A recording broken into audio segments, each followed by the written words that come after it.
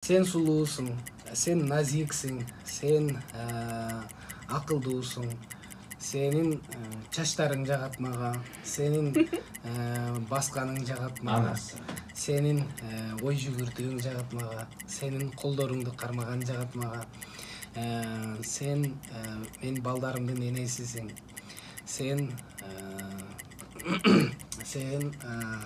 менин жардамчымсың,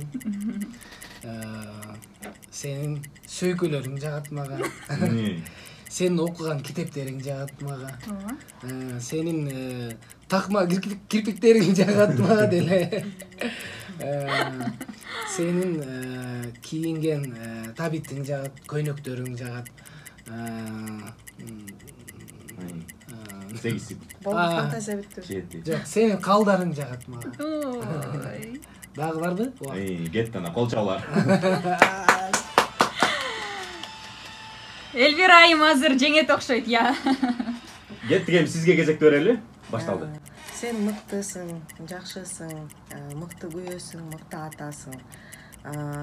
Сенин сакалың жагат мага, чачың жагат мага, үйүң жагат, сенин кылган ишиң жагат, сен өзүң адамгерчиликтүүлүгүң жагат, берешен болгонуң жагат, балдарга кылган мамилең жагат, энелерибизге кылган мамилең, мага кылган мамилең жагат.